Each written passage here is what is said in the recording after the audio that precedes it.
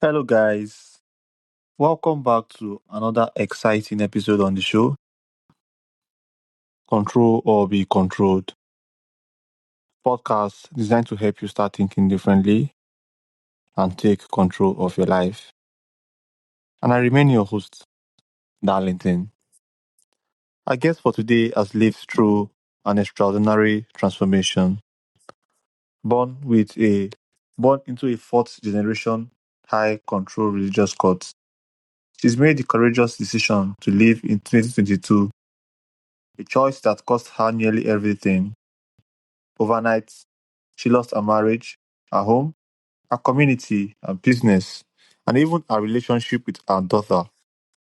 Homeless with her son and living with complex PTSD and fibromyalgia, she found herself rebuilding her life from the ground up. But instead of asking how to simply survive, she became fascinated by a deeper question: how does a human body adapt, recover, heal, and profound trauma? This journey led her to develop biocoding, an emerging body-led framework that explores how the nervous system communicates through movement, sensation, and adaptive patterns. Today, she runs a successful wellness practice in the UK, teaches practitioners and speakers internationally on resilience, trauma, chronic pain, and nervous system regulation. Hollyanna, welcome to the show. Thank you for having me here today, Darlington. It's lovely to meet you. Okay, Hollyanna, thank you so much. And I hope you enjoyed that introduction. It was really nice to hear my story mirrored back to me. Okay, thank you. So I have some questions here for you, and I would like us to get into them. Okay, so you often say that your story began after what you considered your death.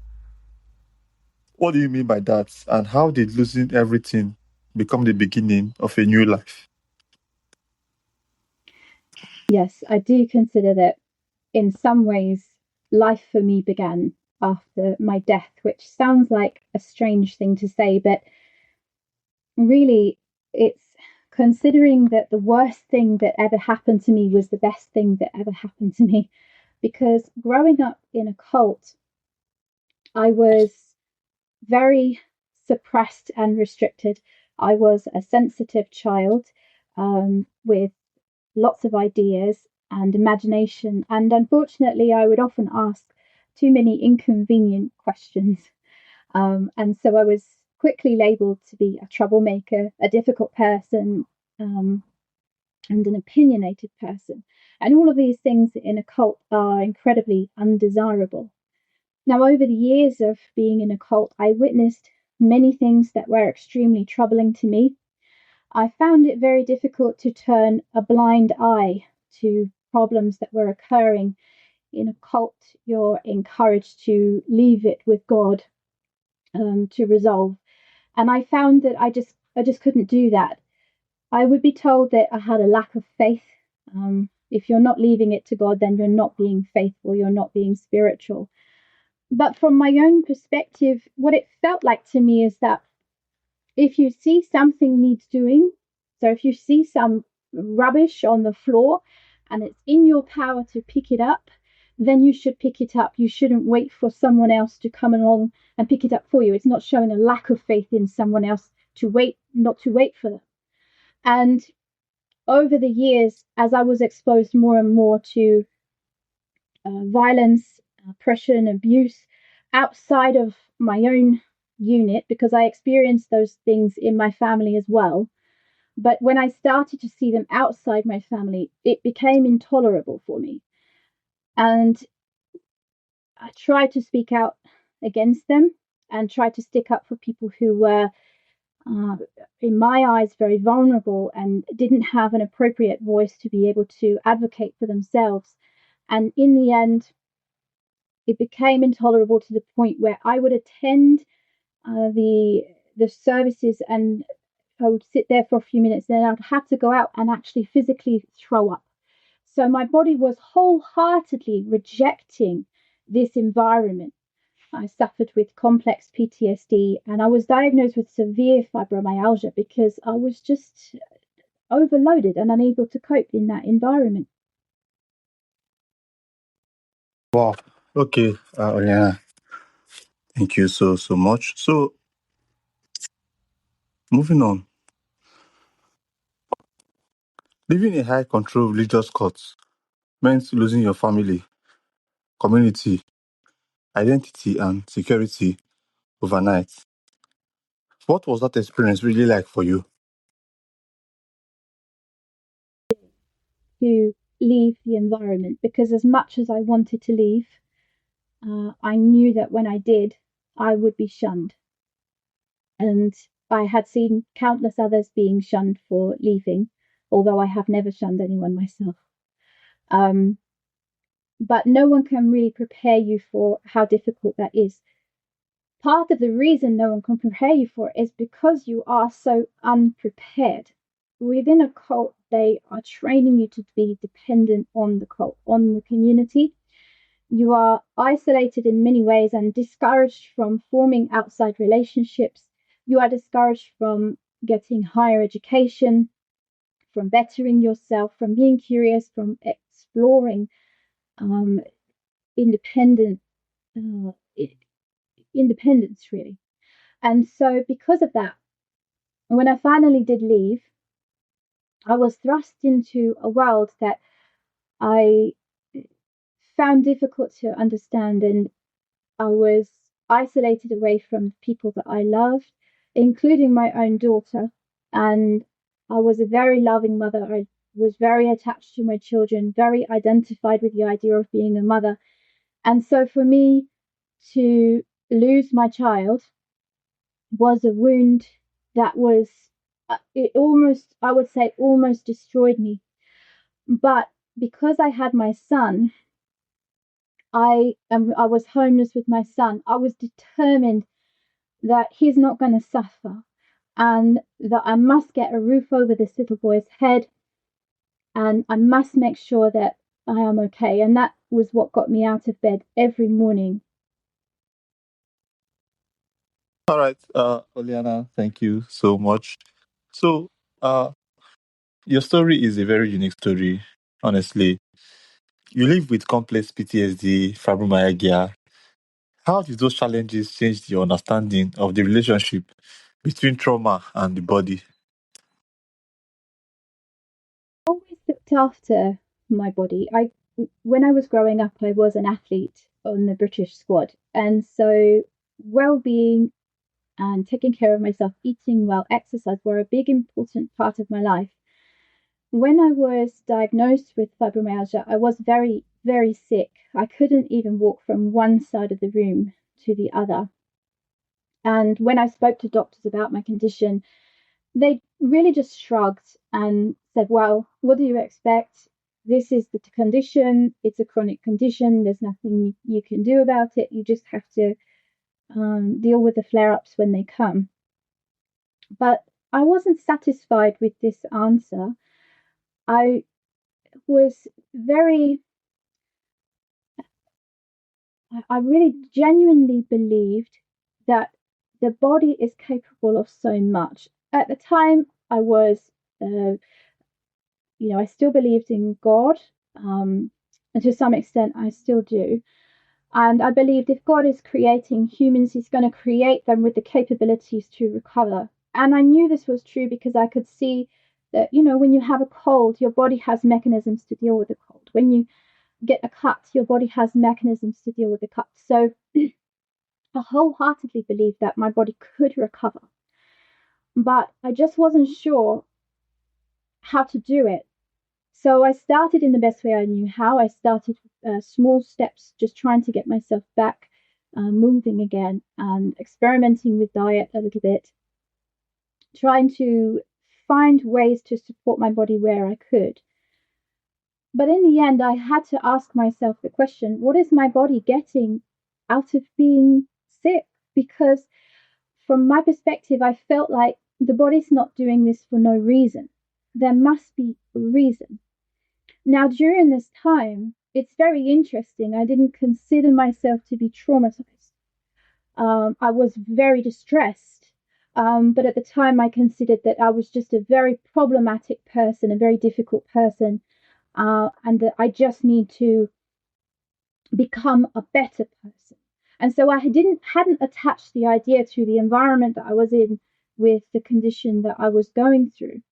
And it was only after referring myself initially for some therapy, and it wasn't therapy to help with trauma, it was therapy that I had referred myself to stop being such a difficult, hysterical person and be a better person for everyone else. But it was through that I started to realize the stress and the load upon my body with everything that I was dealing with. Over time and research, especially when I've been working with clients, I've started to see through experience. It's one thing to read it in a book, but see through experience that when the body is under excessive load, it just can't perform its normal day-to-day functions effectively. And so, really, I was exploring the idea of what is the body fundamentally? How does it work fundamentally at its core level, at the most basic level? And the conclusion I came to is this very simple idea of load versus resource. Okay, thank you, Hollyanna. So, this thing might be so complex for the average mind to understand. So, let's talk about biocoding first of all. What exactly is biocoding, and how did your own experiences shape its development? So, over from researching through my own body, I treat myself like I'm my own research experiment. So, I'm the primary candidate, and then I have thousands of hours worth of experience with clients. And through that experience, I was watching and observing how the body is responding when the client is talking, when I am talking. And I began to see that while the client is talking, the body is also having a separate conversation. So sometimes the client would say something, and I would see the body twitch or move, and I would think the body is disagreeing. I could feel it. The body is disagreeing with what they're saying. So I started to make a lot of notes, and uh, over time, I start to see a pattern observing to the point where I realize the body has its own language. And the language of the body is movement. So the way I think of the body's language is each singular movement could be considered something like a one word, and then a sequence of movements like a sentence. And sometimes what the body will do is repeat that sentence a number of times. And then when it feels as if it's completed the process, it will punctuate it with a full stop, which is usually a yawn or a sigh. So you'll see the body go, oh, and sigh at the end of this sentence.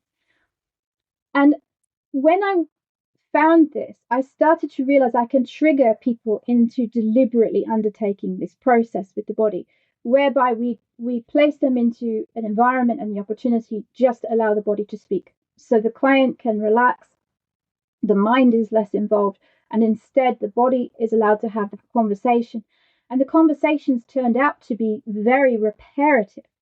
So at the end of the session, clients always reported the same thing, and it didn't matter if they hadn't spoken to any other client. I hadn't told them other clients' experience, but they would always report, I feel alert, I feel clear, I feel like I have been reset. And that was really amazing to me. And I combine biocoding with a wider holistic recovery program that addresses the body as a whole, and that has proved to be extremely effective in helping people recover from chronic health conditions, chronic pain, to manage their conditions more effectively, and to really just start living and enjoying their life.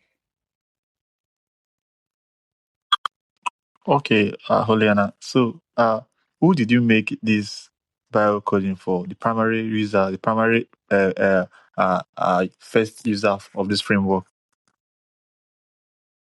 It's for the type of clients I work with. It's for anyone really, because I want everyone to start having regular dialogue with their own body. I think that there's huge benefits in doing so.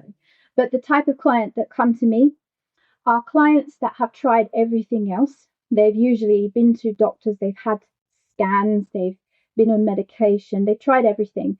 And usually the symptoms they're experiencing haven't got better, they've actually got worse. And so the type of client I work with is this type of client where they have trauma, they're having chronic health conditions, chronic pain, anxiety. I work with a lot of neurodivergent clients as well because they're very sensitive to the environmental factors and the impact that that has on the nervous system. Okay. Thank you, Hollyanna. So, uh, you have said that recovery isn't something we force, but something we create the conditions for.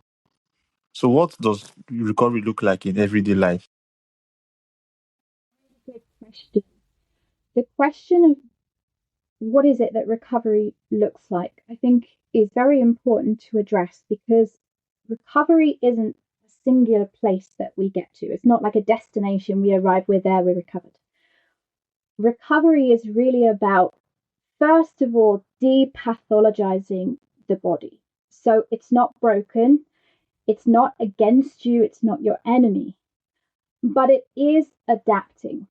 So we understand that the body is a self correcting system with the capacity to adapt to the environment that it's in, to the rules that are placed upon it, and the constraints that it's held within.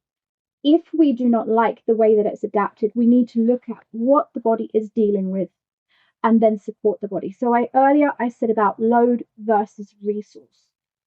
And this is really important to understand. And the way I explain it is like this. Imagine you're running a company and you have an office, and within that office, you have different departments. You've got your accounting, your sales, your human resources, etc. Now, you have enough business to keep everyone busy every day. But then you land a big project that's going to take up a lot of time. So, what do? You can't expect your staff to manage their day to day work and this big project without changing something. So maybe you need to get more temporary staff in, or maybe you need to pay them overtime. Or maybe you can say, okay, put aside your other work, we're just going to concentrate on this project. But you can't expect extra load to happen without addressing the resource.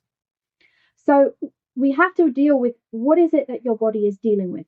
So for myself, it was an environment that was extremely stressful, high risk. I didn't feel safe. I didn't sleep, right? So I was missing out on a lot of resources and trying to deal with an excess load. By moving out of that environment and being in an environment that was more sustainable, I was then able to, my body's then able to use the resources I provide to build itself back up again.